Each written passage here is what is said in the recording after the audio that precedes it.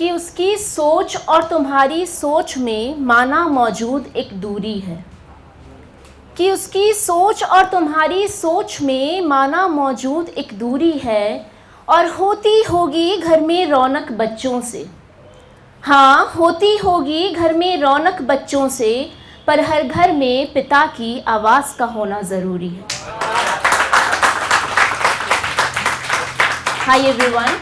तो हमेशा मैं सामाजिक मुद्दों पर ही बोलती आई हूँ। लास्ट टाइम मैंने नारी के ऊपर बोला, पीरियड्स के ऊपर बोला, तो मैंने सोचा कि पिता को हम कहीं ना कहीं भूल जाते हैं अक्सर अपने लफ्ज़ों में बयां करने को। तो आज मैंने सभी पिताओं के लिए कुछ लिखा है, तो शुरू करती हूँ कि उसकी ज़िंदगी तो उसके हिस्से की है ना, कि उसकी ज़िंदगी तो उसके हिस्से की है ना, फिर भी उस हिस्से का बंटवारा करके वो अपने पास कुछ नहीं रखता है। कि उसकी ज़िंदगी तो उसके हिस्से की है ना, फिर भी उस हिस्से का बंटवारा करके वो अपने पास कुछ नहीं रखता है। लगता है भगवान के रूप में एक पिता ही है जो अपनी ही जेब में अपना कोई हक नहीं रखता है। शुक्रिया। कि बच्चे का अब जन्मदिन है ये सोचकर घर पैदल ही चला जाता है, कि बच्चे का अब जन्मदिन है ये सोचकर घर पैदल ही चला जाता है, और चाय के पैसों को खिलौनों में लगाने के लिए वो अपने दोस्तों को बीपी थोड़ा ऊपर ही बताता है। अगला बेटियों के लिए जो एक पिता का होता है, उसने लिखा है कि उंगली पकड़कर अपनी बेटी की वो दुनिया की सारी खुशियां ले आता है। उंगली पकड़कर अपनी बेटी की वो दुनिया की सारी खुशियां ले आता है। हाँ, एक पिता ही है जो आंसुओं को पीकर दहलीज पार करवाता है। शुक्रिया। दिवाली में कपड़े दिलाने के लिए, दिवाली में कपड़े दिलाने के लिए वो अपनी नाइट शिफ्ट तक लगवाता है, और अपने कुर्ते में हुए उस छेद को वो टांके लगा कर नया बताता है। कि बूंद भी ना पड़े उलझनों की बारिश की उस घर पे, कि बूंद भी ना पड़े उलझनों की बारिश की उस घर पे, या सोचकर बिन बरसात भी छाता फैला लिया करता है। और हर आशियाने में एक पिता ही है जो अपनी मुश्किलों को मुस्कुराहट में छिपा दिया करता है। शुक्रिया। कि उम्र उसकी अब ढलने लगी है, कि उम्र उसकी अब ढलने लगी है, ये बात बखूबी जान जाता है। कि उम्र उसकी अब ढलने लगी है, ये बात बखूबी जान जाता है, लेकिन अब भी अपनी छड़ी से पहले वो अपने परिवार के लिए हाथ बढ़ाता है।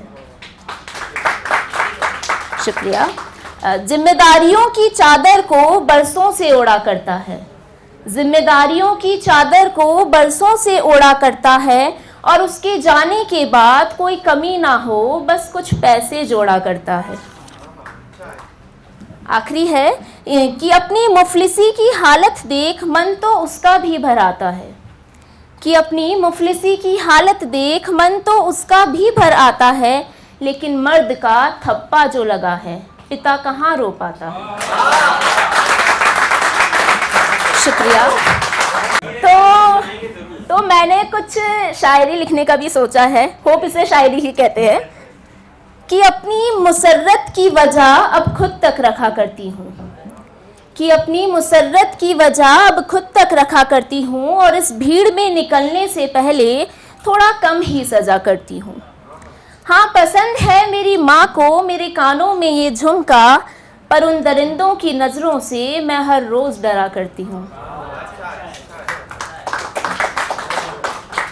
अब इश्क मोहब्बत में भी मैंने कभी नहीं लिखा है, क्योंकि मुझे लगता है कि ये दिल से आता है, और मेरे साथ कुछ ऐसा इंसिडेंस हुआ नहीं है, तो इसलिए मैंने सामाजिक पे ही लिखना शुरू किया है। बट कोशिश की है कि सब कुछ समझकर भी नासमझ से बनकर बैठे हैं, कि सब कुछ समझकर भी नासमझ से बनकर बैठे हैं, और आलम कुछ ऐसा है जनाब कि उनको मालूम भी नहीं, और वो हमारे झुमकों के हकदार बनकर बैठे हैं।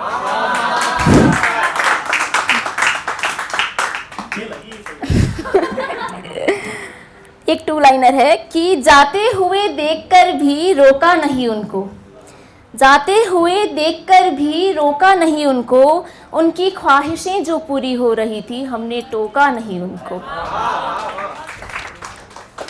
एक लास्ट थोड़ा फनी, इश्क उनको भी है तो फिर इजहार हम ही क्यों करें।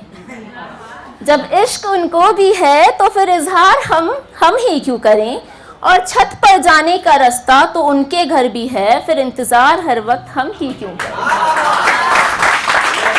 शुक्रिया।